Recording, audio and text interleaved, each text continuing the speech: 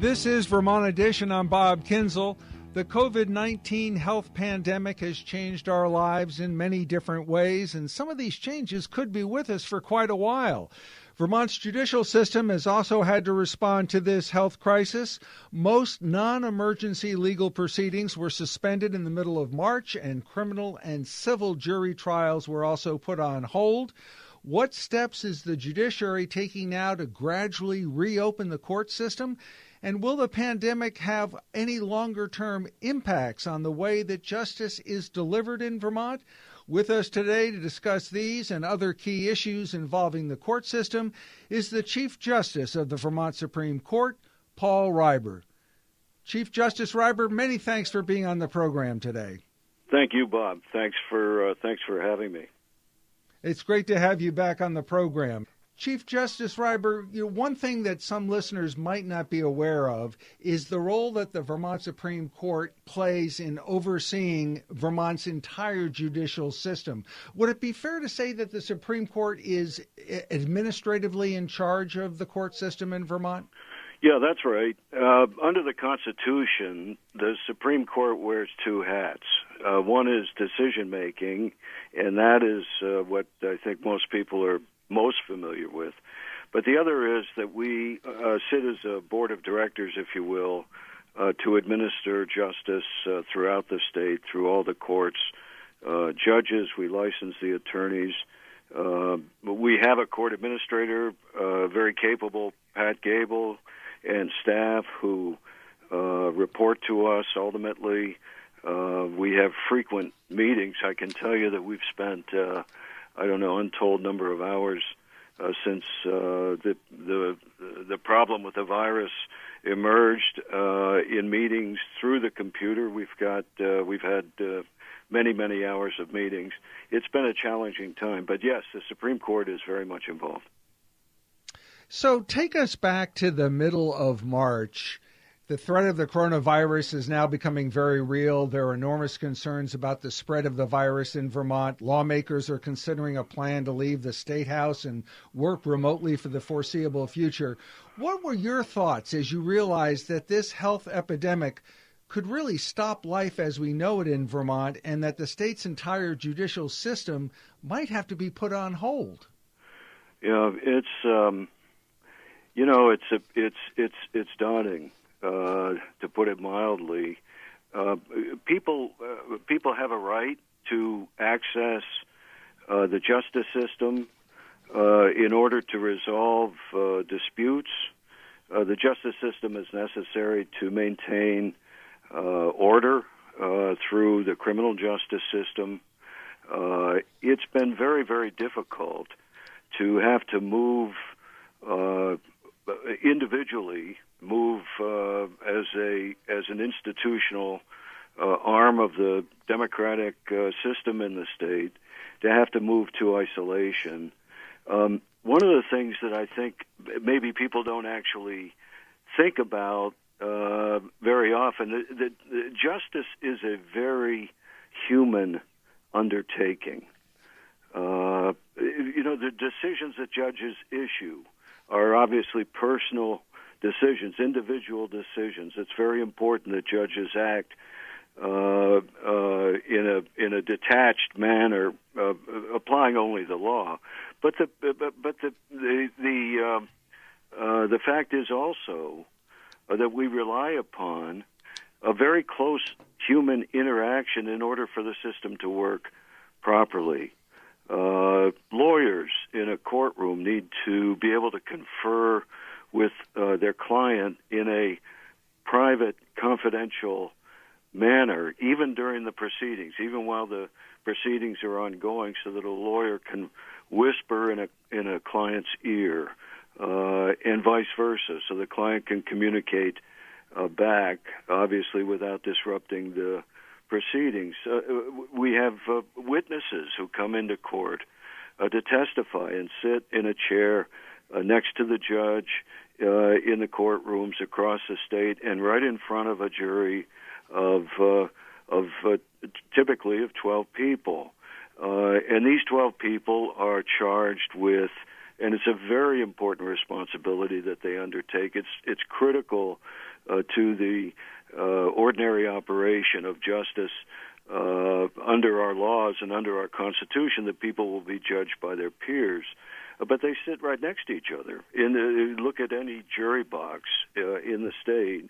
The jurors are elbow to elbow, shoulder to shoulder, in chairs arranged in the boxes. And in fact, when the jurors deliberate, they go into a closed room in the courthouse, behind the courtroom, and they sit together for hours, sometimes days, sometimes even weeks, together in close proximity to one another while they discuss the case and work out a resolution to it.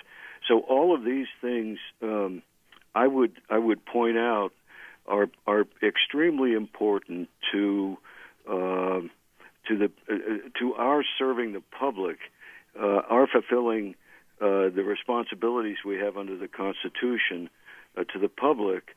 They're very, very important actions that have to be undertaken, and all of this has come to a halt.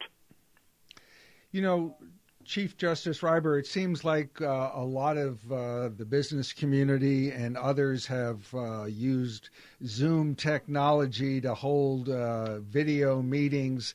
For all the things that you just mentioned, the important interaction between people in the court system, I'm getting the impression that as the court starts to reopen in Vermont, going to some kind of electronic video Zoom system is not really in the cards. Well, we're wrestling with it. We're trying to figure it out. You know, we have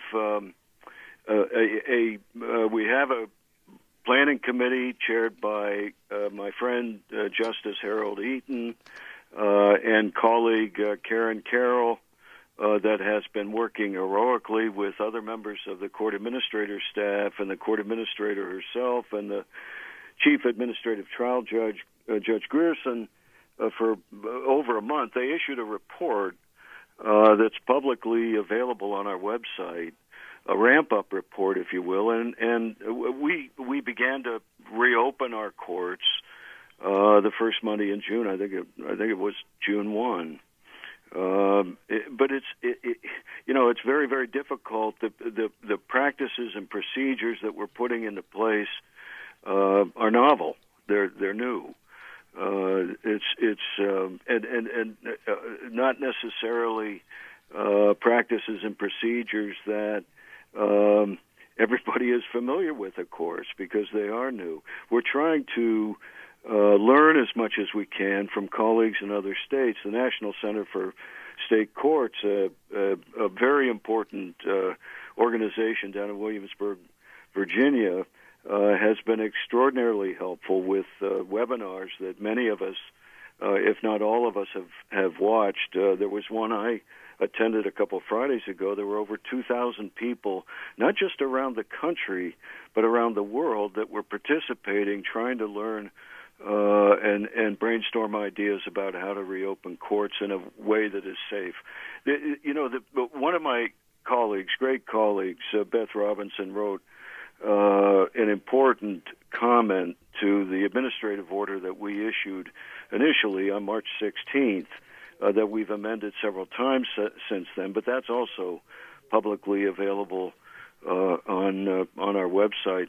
And in the commentary that Beth wrote, she pointed out the tension that exists in the courts between these competing concerns, she called them, of public health on one hand and access to justice on the other hand. And so this has been the challenge, and this will continue to be the challenge.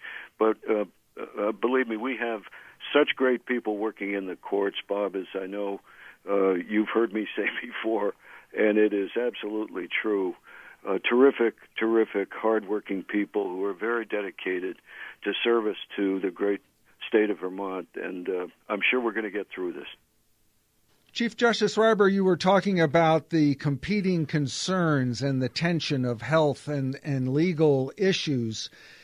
When the court decided to postpone all jury trials for a number of months, did you have to weigh that decision against the Sixth Amendment of the U.S. Constitution that says that defendants have a right to confront their accusers basically in a speedy and public trial of their peers? Yeah. Yeah. I mean, that is one of the issues that I was talking about. One of the issues that we were and are reluctant to walk away from. But on the other hand, were we to proceed with open courts, to proceed with face-to-face hearings and jury trials, we would, in effect, be ignoring the science that's behind the public health concerns that are expressed by the governor and others for our state and more broadly across the country, and in doing so, place people's health, individual health, in jeopardy, if not worse, and thereby, I think, jeopardize the integrity of the judicial system itself. If we are not respectful of these very serious public health concerns, we're effectively doing damage, I think, to the very system we're pledged to protect. Chief Justice, we got this email from Todd in Heartland who wrote us, while normally the court would not give a timeline for releasing any decision, but would the court consider releasing a schedule for pending decisions, particularly so-called civil litigants might have the ability to plan and have a rough idea of when to expect a decision, because right now it could be a month or 2 years, and civil litigants will likely wait the longest? If Todd is talking about Supreme Court decisions, our court has been operating as much in a normal fashion at a normal pace as you might expect. We, in fact, I counted up. I testified last week to the House Judiciary, and I counted up before I did that. I think we've had at least 50 cases that we've taken on between March the 16th and this would be a week or 2 weeks ago. And I think it could be as many as 60 or 70.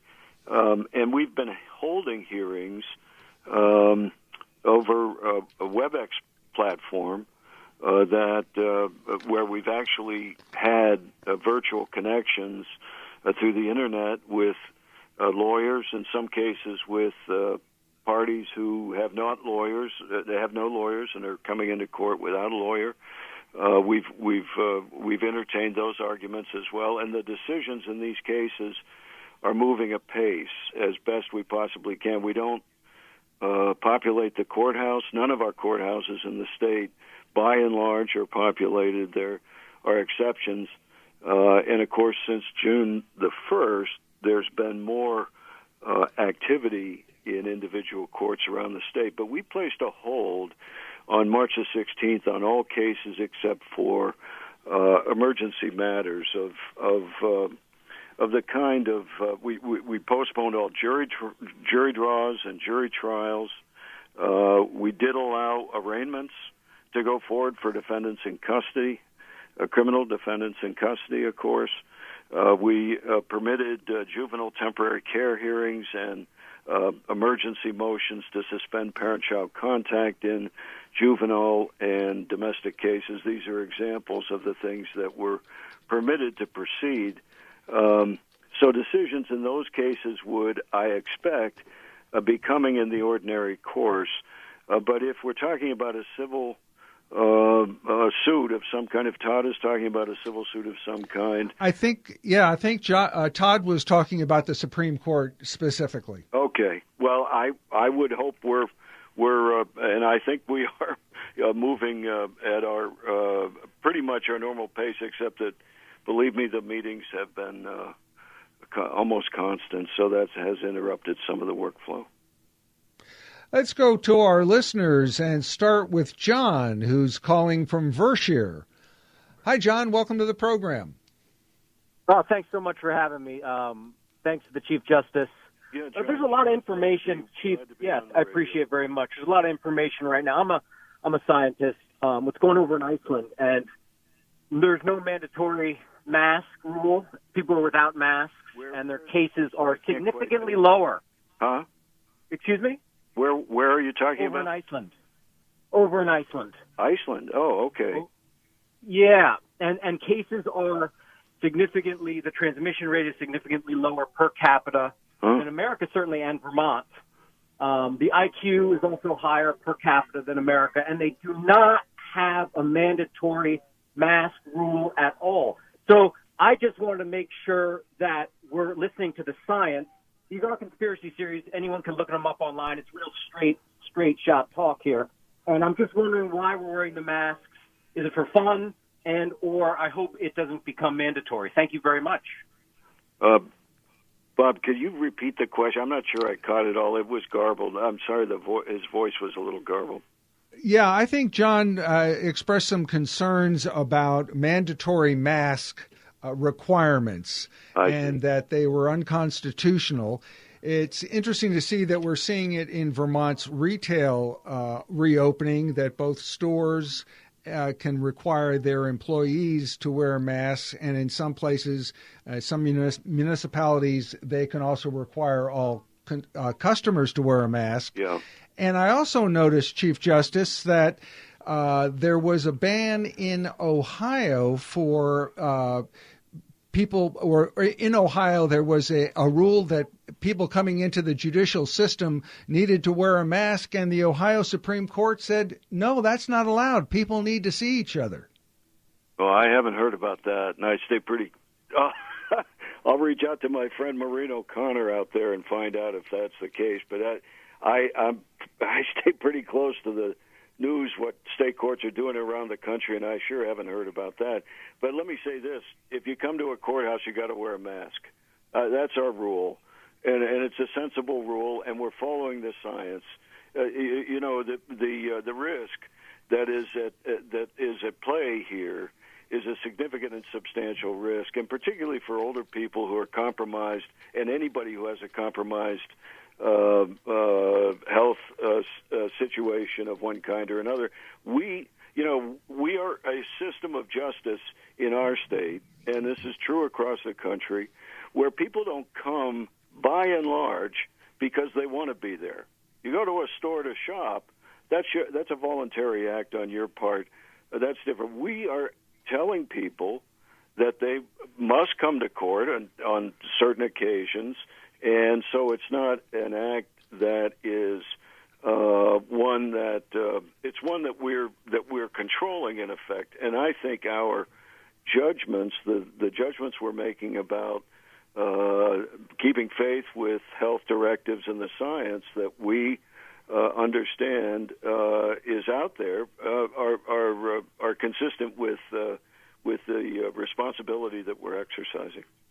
We did get this email, Mr. Chief Justice. What is the Chief Justice's prediction on the future of jury trials? Will there be virtual trials? Also, how does he think the efficiencies found as a result of the pandemic, like not having to travel or needing office space, will affect the legal profession? Let's start off with the future of jury trials. You mentioned all the important elements of a jury trial, starting with 12 people in a jury box and attorneys and defendants being close together. What do you see as the future for jury trials in Vermont?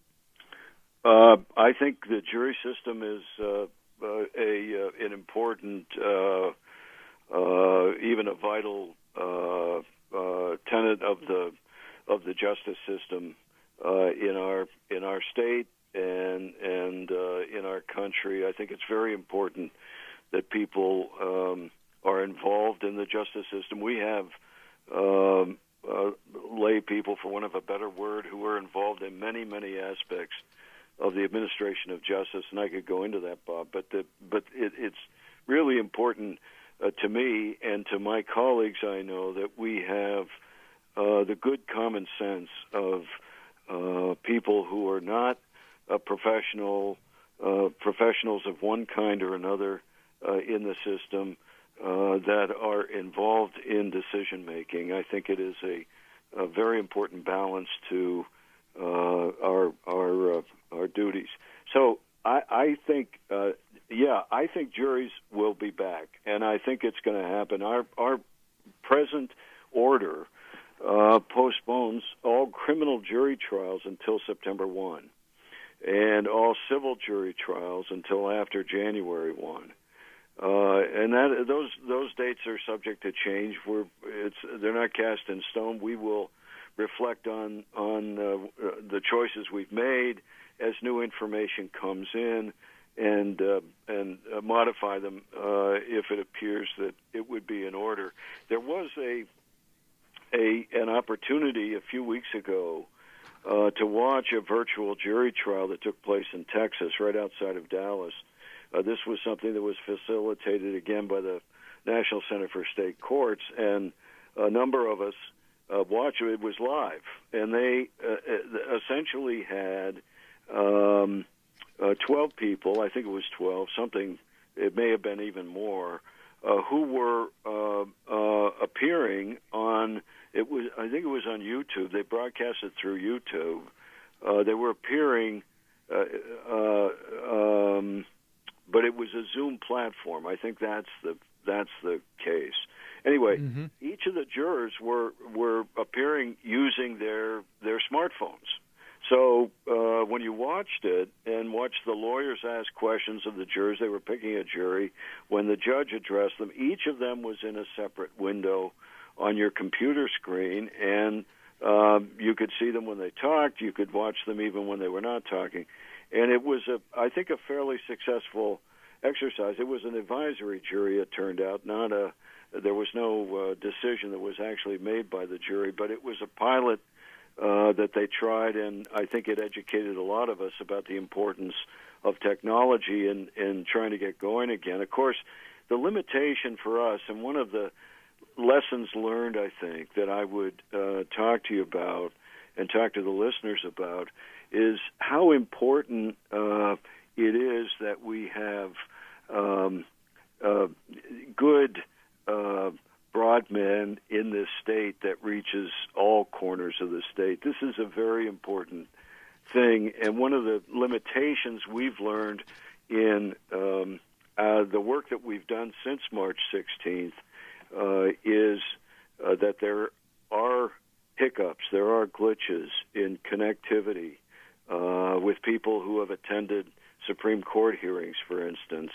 There are glitches and hiccups with connectivity in some of the meetings that we've held with different folks around the state. And a lot of this depends not only upon the quality of the broadband that's available in the location that the user is calling in from, but it also sometimes depends upon the quality of the technology they're employing themselves, which and by the way, it raises an important other question, and that is, how are we going to address the needs of folks who don't have smartphones, who don't have a computer, who don't even have access to transportation to get to a public library where they might be able to access a computer? These are, the question of rural justice in a state like ours is a very, very important one, and one that, believe me, we've been thinking a lot about, and actually was some of what I testified about with the legislature. Let's look at that case that you mentioned in Texas of a live video trial and the members of the jury being there using Zoom on their smartphones. I think probably everybody listening has had Zoom experience in the last 3 months, and sometimes in meetings with 10 or 15 people, the experience can be very different than if you were meeting with those people in person. Would you have any concerns about a jury that deliberated over Zoom and not in person? Yeah. Absolutely, and your question is right. It's spot on. The judge in the Texas case, when at the beginning of the jury selection process, went through a litany of instructions with regard to their obligations not to employ, the technology that they were using to connect to the court with and later would connect with each other, that they not employ it for purposes to gain information that was not presented through the trial process itself. This is similar to the instruction, by the way, that judges give juries in every case when their physical presence is there, that they refrain from during recess, or if it's a multi-day trial, in between days, that they refrain from discussing the case with anyone, that they not use any means to access information about the case, because jurors are pledged to consider only the facts that come in through the justice system, through the work of the lawyers and the witnesses and the instructions of the judge themselves. Let's go back to our callers and talk to Timothy in Middlebury. Hi, Timothy. Welcome to the program. Welcome. Thank you for having me. Hi. 1 second, boys. Over there? Yeah. So can you pop this trunk real quick? Yeah, so I have a question for you. Give me 1 second. Sorry. I'm at the food. What? No, I can't.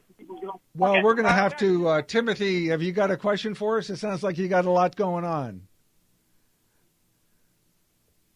Okay, well, we lost Timothy. Sounded like Timothy was multitasking, which can sometimes be a difficult thing to do. Something we're familiar with, yeah.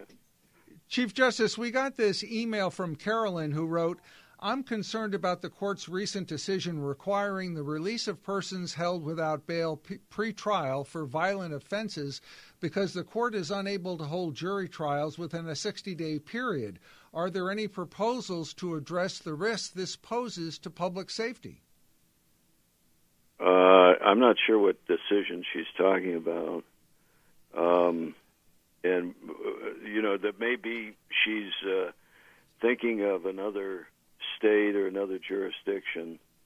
The decision for release of individuals before trial who are charged with offenses is in the hands of individual judges. And as I indicated before, one of the exceptions to our order in March that suspended all court work effectively, one of the exceptions to that was for people who are being held in custody charged with a criminal offense, because that is, that's an important problem. So we accepted that, and there have been hearings that judges have held in jurisdictions throughout the state of Vermont, counties throughout the state, where they have considered a bail and release of accused defendants on bail or conditions of release. And in fact,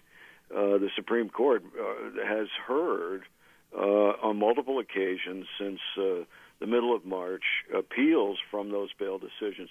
There's not been a blanket decision from our court. I think she might be thinking of another state. Let's talk to Bob, who's calling from Burlington. Hey, Bob, welcome to the program. Well, thank you. Pleasure to talk to you. I have a situation. I'm a senior citizen, and I have a tenant that's taking advantage of the whole situation that he can't evict anybody right now. Chief Justice, when do you suppose that's going to change? Half of my income is from this apartment. I own a duplex. I'm losing a lot of money that I count on to live. Yeah. Well, I hear you. This is a concern that has been raised on both sides of the aisle, if you will, both by landlords and tenants, and I very much appreciate your concerns. This is an example of how the justice system needs to be working, needs to be in operation in order to resolve legitimate legal disputes between parties like the one Bob is talking about. There was as I understand it, I think there was a moratorium placed on evictions where the landlord owns property that is subject to federal financing of some kind or another. I believe that's the case. A legal aid lawyer could tell you better, but the question of all of those other situations beyond whatever the federal implication might be to landlord-tenant relations is something that's been under consideration in the legislature now for, I think, at least for a month. I know they've been taking a lot of testimony on it. I can't tell you exactly where it is. I can't tell you either precisely what the legislation says that they have under consideration. But I know that it is a concern on both sides, both with respect to the landlords who depend upon rent, not only to pay their own bills, but to make sure that they can continue to make mortgage payments so that the property is not fall into foreclosure, and the same thing with tenants, and the problem of people winding up on the street without housing, sometimes with families, and not only without housing, but in a atmosphere where it may be very, very difficult to find substitute housing. So these are serious concerns, and we understand them. Not just myself, but I know the entire court does. We certainly appreciate these concerns, but it's something that's in front of the legislature right now, as I understand it. Bob, thanks for your question. Let's turn to Joe, who's calling from Eden. Hi, Joe. Welcome to the program.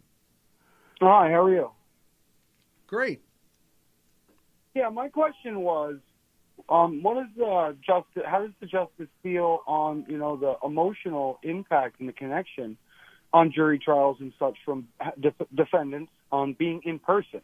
And it seems to me from observing trials in the past that if they were virtual, it would distance the connection, and just kind of his thoughts on that and how that would impact the fair defense of defendants.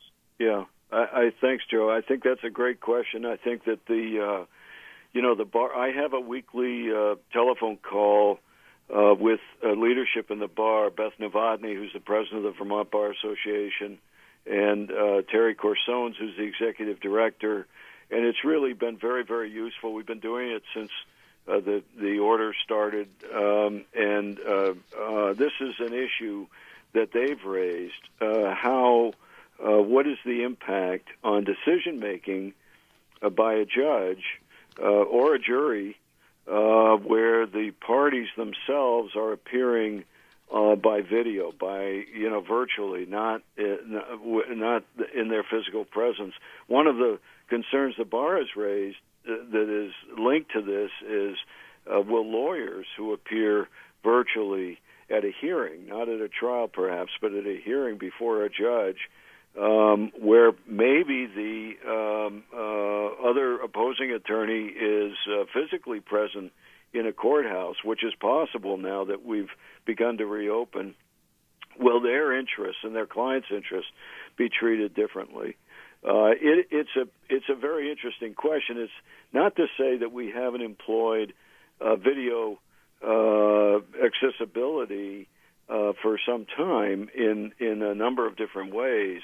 As I indicated before, the Supreme Court's been doing hearings for all these months now virtually. But even before that, we had entertained not only video connections from parties, but also telephone connections. Quite frequently, we'd have folks on the phone, in addition having the physical presence of a lawyer in the Supreme Court room in Montpelier, and the same in the trial courts to some extent. So it's not entirely novel. I think it's an interesting question. I don't know the answer to it, and I think that it's something that we will ponder going forward. Let's talk to Tom, who's calling from Stowe. Hi, Tom. Welcome to the program. Thank you. What is the status of small claims courts in the state of Vermont? The small claims courts those processes, like the Judicial Bureau, are gradually reopening. The problem with a reopening of those cases where most of the parties come into court without attorneys is that our firm instruction is that the judges, and it would be the hearing officers as well, maximize remote connection to the court so that the physical presence of lawyers or witnesses or parties is absolutely kept to a minimum. In other words, it'd be rare, if ever, that individuals would come into court. So I think the complication for moving small claims cases forward is because of our interest in minimizing the physical presence of people in courthouses. Remember that the part of the concern that we have is not only with the public at large, but also exposing our staff and judges to the potential of contracting the virus. We're effectively, we're not. We are asking people to be mindful of the possibility of communication if they do come to the courthouse, because we've got trained folks who are doing great work in the courts. It's very difficult for us to replace people. And as a matter of fact, one of the particulars with the report that I mentioned that's on our website is that courts will do no more than 5 hours a day of actual courtroom work. That's in order to allow staff to have the opportunity, sufficient opportunity to complete their other work while maintaining social distancing in the offices in the courthouse, while maintaining all the other protocols that are adopted. So hearing small claims cases, hearing Judicial Bureau cases is very much in flux, I would have to say, for the moment. Tom, thanks for your phone call. Let's talk to Dennis in Cambridge. Hi, Dennis. What's on your mind today? Hi. Good afternoon, Judge. Good afternoon. How are you, Dennis? Very good, thank you. I'd like to get your views on potential income disparity or bias in these virtual trials, virtual jury trials that we spoke about. Not only are there differences in broadband connection and computer equipment that people of different income levels are likely to have, there are also likely to be home situations where a person who's of more modest means might not even have access to a private room or a space where they can be private and avoid distractions. And I think we have a good example just a few minutes ago when Timothy called in, and apparently children came onto the scene and was interrupted. And if that was a jury trial, he might have missed the critical point. Yep. So, I don't see... That's an excellent point. I hadn't thought of that, but you're right. Yeah. I'm sorry. No. So, Dennis, I was wondering about, if that could be a consideration. Well, I think it is. I'll tell you something I have to say publicly, because I've said this to the legislature privately off and on for the last few years. In my heart of hearts, there's some jurisdictions, this is not a novel idea to me, but if we had a bus, we could drive the bus with a court into towns and villages where people really don't have access to justice, where they need access to justice. Bring the bus in, open the bus up on Saturday mornings, not regular hours. One of the things that I've always been conflicted about was the fact that we ask people to come to court during business hours. Of course, this is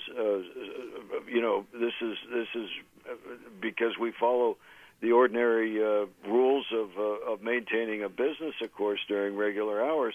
But at the same time, it's difficult for some people to come to court and lose a day's pay.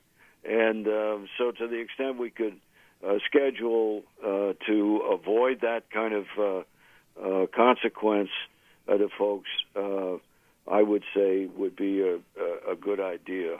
On the other side of the ledger, let me say something about the business community, because I think that is an area that also needs attention from the courts as much as possible.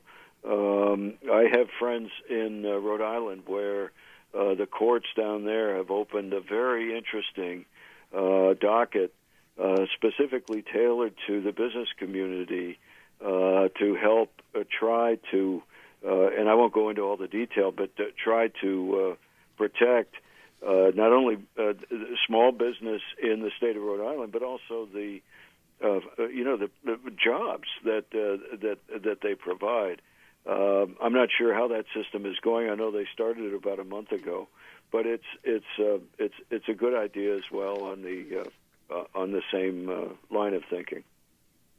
I'm sure, Chief Justice Reiber, you've got a lot of people thinking about the court bus rolling into town and are very intrigued by that possibility and taking the court to the people. I told the Judiciary Committee the other day that I'm thinking seriously about getting a CDL, so that might be moving it in the same direction. Chief Justice, we seem to be in this country's history at a tipping point for calls for criminal justice reforms following the killing of George Floyd roughly 2 weeks ago in Minneapolis. Is there a role for the court to play in addressing these issues? How do you see that unfolding? Yeah, I sent a letter to a group of folks down in Washington last week about funding the Legal Services Corporation, which is the main target for congressional funding to provide civil lawyers for folks who can't afford one in all kinds of range of different matters, small claims, landlord-tenant, all of those things. And in it, I said to the board, I said, it's been tough watching the news for the last couple of weeks and not have some mixed feelings about the integrity of our justice system in this country. I certainly think that the question of racial injustice is an extremely important one. I have felt this for a long time. It's not something, if we could only, those of us who live in more privileged circumstances, try to understand what it's like to live in the shoes of folks who don't, it's not just that the black, African-American minority communities are disadvantaged economically. There's a terrible bias and prejudice. I'll tell you a quick story. I was had a great opportunity last November to attend a conference in Jackson, Mississippi, and speak to a group of high school students, black high school students. There are 200 or 300 of them from around the country.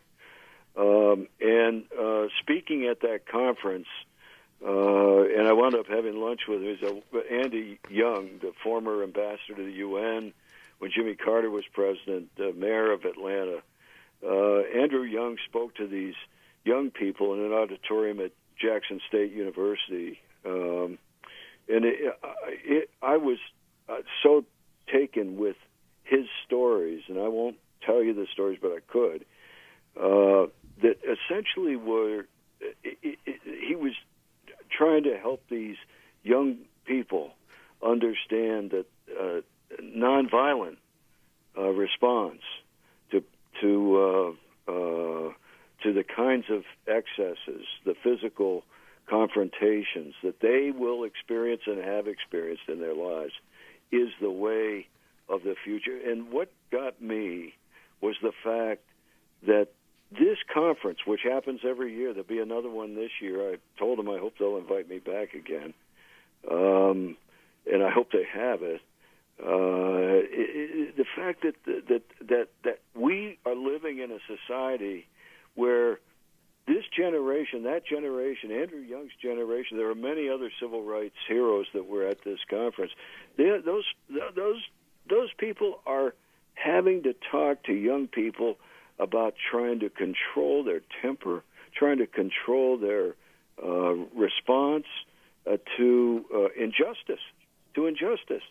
And I just think it's a terrible thing, and it's certainly not what this country is made of. And I know that we could talk about the details of that and what the Constitution, the U.S. Constitution says, but not our Constitution, by the way, not the Vermont Constitution. So I think what is the role of courts in this? I think we follow the law. That's what judges do. That's our job. That's our bottom line. We follow the law. We apply the law. That is, we are not an alter ego of the legislature or anybody else. This is what our job is. But at the same time, we are in positions of authority and leadership in the government. I think we have a responsibility. Listen, we need. Let me put it this way: we need leaders in the bar of Vermont, on the bench of Vermont, of people of color. We need that. We want that. I want to be clear about that. That's a very important thing. There is strength through diversity. And we're going to have to end our conversation right there. Chief Justice Reiber, running out of time, but we thank you very much for your taking the time to be on the program today. Thank you, Bob. Thanks very much. I'm Bob Kinzel. Thanks for listening.